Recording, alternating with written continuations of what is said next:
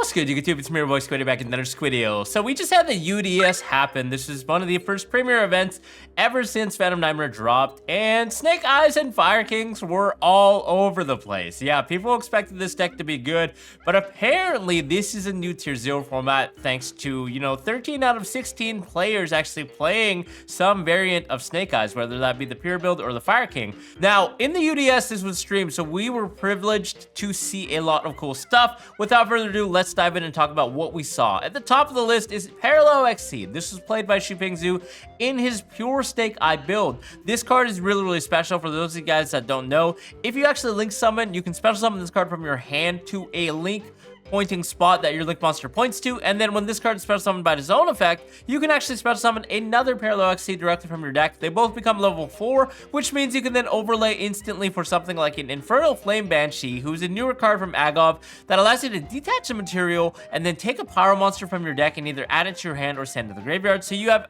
instant access to all of your Snake Eyes stuff, including Ash and of course Poplar, which can then reveal itself because it was added, and then special summon, and you're off to the races. Another really cool interaction with Infernal Flame Banshee is it has another effect that says if this card is banished, you can actually special summon it back if you control another pyro monster. So it's really cool that you can actually banish itself from the graveyard with your own SP Little Knight. So then that makes it so SP Little Knight is a rank up. It's essentially a free charmer because you bring back another body and then you can just go off right into Princess or further your plays.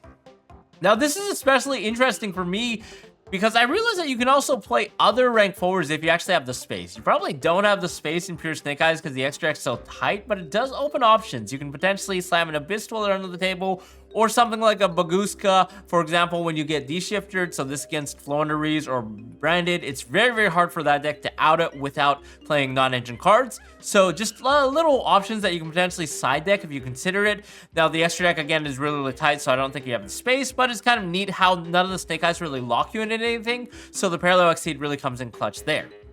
Moving on, we of course know that PSYFRAME-GEAR Delta was very crucial for Jesse Cotton winning. He used this a couple times throughout the tournament. We saw him use this on a lot of powerful spell cards like Bonfire and even cards like Triple Tactics Talent, I'm sure does come up. Now the only issue with PSYFRAME-GEAR Delta is that it does put bodies onto the board, so your opponent can actually trigger the Promethean Princess if they have that in the graveyard. I think this actually came up in the top 4 match when he was playing Cam Neal, where Cam was actually able to establish a bigger board thanks to Jesse's Delta hitting the table. But that being said, I'm sure this card is still really powerful because you do actually get to play Gamma as well, so it's really nice when you have the Gamma. The card is just like auto win. I mean, if you Gamma like a Snake Eyes Ash, there's just no recovery from that basically because you're losing the body and you're getting the effect. So the cards are just really good, but of course you do have to remember that Driver is a thing. So if you're drawing Driver, which I think Jesse did against his round 1 feature against Jeff Jones, where he had to special summon it out of the hand,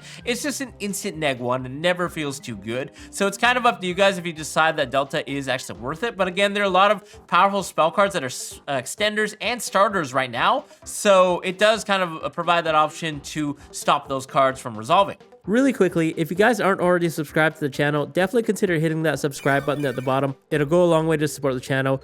Other than that, thanks a lot for tuning in. It's actually kind of interesting that this card can be special summoned out during your turn as well when your opponent flips something like a Mistaken Arrest, who I believe Andres Torres actually sided this in. So if you, for example, activated like a card that searches and they chain Mistaken Arrest, technically Delta can be special summoned on your own accord during your turn, as a lot like how Gamma can when you respond to something like a Drone Lockbird. So kind of interesting things to see there.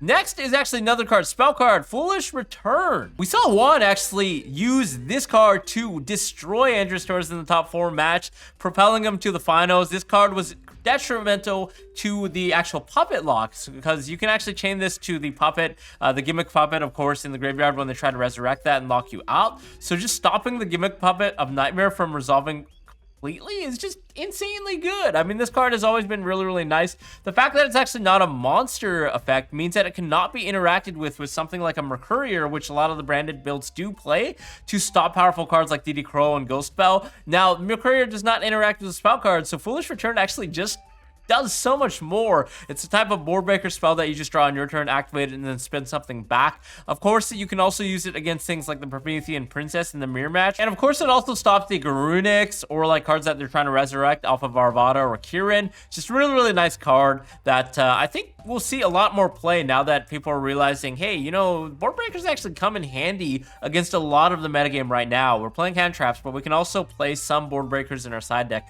to see how they do.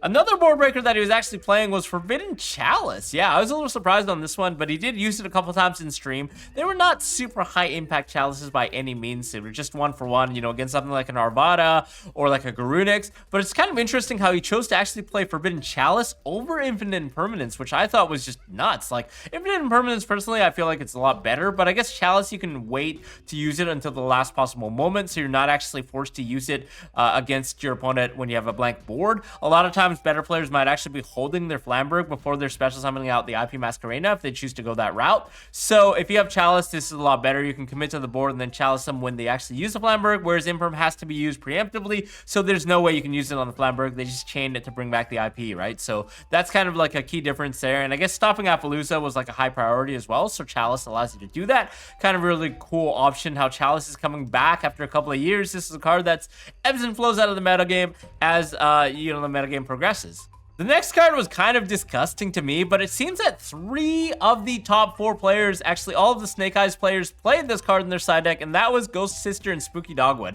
Yeah, apparently time is a big factor, and all of the good players determined that, you know, there's going to be a lot of mirror matches, which a lot of chains have to resolve. You know, there's a lot of interactions, and that's not even if you play slow. You know, just like shuffling your deck in general and you're playing really fast, it still takes a lot of time. Doing the turn 1 combo can take a lot of minutes before, you know, the smoke clears, right? So Spooky Dogwood allows you to actually gain a lot of life points in game 3. Going second, it's effectively an auto-win card.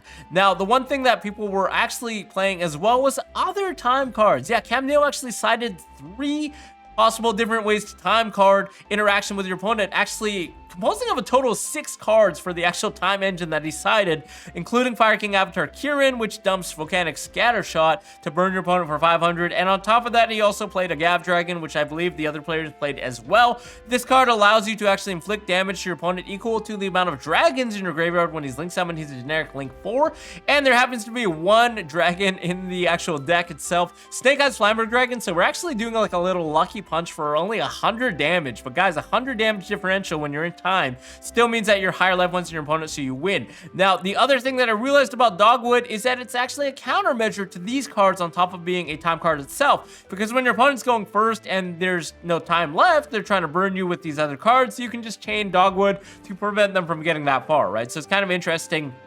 One thing to note is that with Scattershot, you can actually send it off a sprint as well. I think some players were actually experimenting with this in different regionals, so that's kind of interesting. I just hate time cards personally, but if it comes down to it where the decks are just taking a long time between searching, shuffling, and comboing, then maybe it's something that's needed. KIRIN can also dump Ash Blossom, which is another unique thing that you can actually think about against a branded matchup, because now branded is picking up steam, and then you can bring it back off of the Salomon Great Sunlight Wolf, just like how you would for like a KIRIN or any other fire monster. So really, really interesting stuff. With the KIRIN, you can actually dump the Flame statue as well, the Bear statue of the Infernals. So yeah, I'm going on a tangent here, guys, but this is just really cool stuff that you can do with the KIRIN in addition to burning your opponent for time. And of course, the fire statue can be resurrected off of the Promethean Princess. So just like cool stuff that you can consider. Solemn Strike was another card that Jesse Cotton decided to side as his going first card. A lot of other players were kind of taking advantage of anti-spell fragments, and I know some players were even citing Summon Limit in the Swiss rounds, so these cards are also very, very powerful. The nice thing about Solemn Strike is that you actually get rid of the problem completely, so using it on a normal summon Ash is very, very high impact. It's a lot like how Gamma just takes care of the body and the effect altogether. The only caveat is this: you pay a lot of life points. So if you're close to time, you're going to have to start rushing your opponent because, yeah, you're paying a lot of life points. I think this happened in round 1 when he was playing Jeff and he saw him strike something in game 3. And for a second there, it actually looked scary for him because he almost ran out of time and was not able to deal that 1,500 life point differential. So that's something you guys have to consider. Solemn Judgment is another card that kind of comes to mind in that same vein where you have to pay a lot more life points, unfortunately, but it does deal with things like Triple Tactics Talent, so that's just something you can think of as well. But I haven't tested Solemn Strike. I think this card is really, really interesting because it's actually a lot better against rogue decks. Basically, every deck utilizes monster effects, right? So being able to stop monster effects on the fly is just so useful. And this card also interacts with card effects in the graveyard and also card effects in the hand. So a lot of hand traps, sometimes it does come up in the grind game. So that's just what he decided was the best going for his choice. Really, really cool to see that as well. CROSSOUT Designator was another going first option that a lot of players seem to be taking advantage of. This card is just insanely good when everyone's playing a bunch of hand traps, and being able to interact with the hand traps favorably in your favor is always a good thing. Of course, you can actually use it against other cards as well. If your opponent didn't have a hand trap and you established your full board, you can of course use it against board breakers like Triple Tactics Talent, or even siding in something like a Cosmic Cyclone so they can't wipe out your Fire King Island and then try and nuke your board. I think is something that's really, really worth considering for sure. This is a card that a lot of the players sided. I think 3 of the top 4 also played this card in their main or side deck combined. Just really, really interesting to see this card actually be good when we don't have Max C. And then next is another card that I think Andreas Torres actually sided. Of course, we talked about it earlier, but Mistaken Arrest. This was his going first card of choice because it completely locks out your opponent from adding, a lot like how Drone Lockbird was. But again, it does not interact with other effects like the Snake Eyes stuff. So we saw him get OTK'd after he establishes full branded board with the potential to Gimmick Puppet lock under a Mistaken Arrest, and Juan was still able to OTK just using the Snake Eyes stuff, and of course Oak to go into the Zealantis OTK. So I'm not really sure how good Mistaken Arrest is, but theoretically it is good against rogue decks that still do a lot of adding. Against Voiceless, it's just game as well. And you can chain this to the first search. It's not like Drone Lockbird where you actually wait for them to resolve the search and they get the search, but instead you trade 1 for 1 and then apply the blanket effect for the rest of the turn. So I thought that was really cool. Guys, these were the cards that I noticed were powerful on stream. Watching it was a lot of fun. Are there any cards that we missed or any cards that people actually sided or played that were not revealed on the stream? Let us know in the comments below, and also let me know what you guys think are the best side deck cards or the tech cards that people are playing at the UDS, because YCS Vegas is coming up and I'm gonna be there, so I'm excited to see, you know, what cards are the best options. Still doing some testing, but guys, let me know in the comments below. Other than that, we'll see you guys in the next video. Thanks for reading, and bye-bye.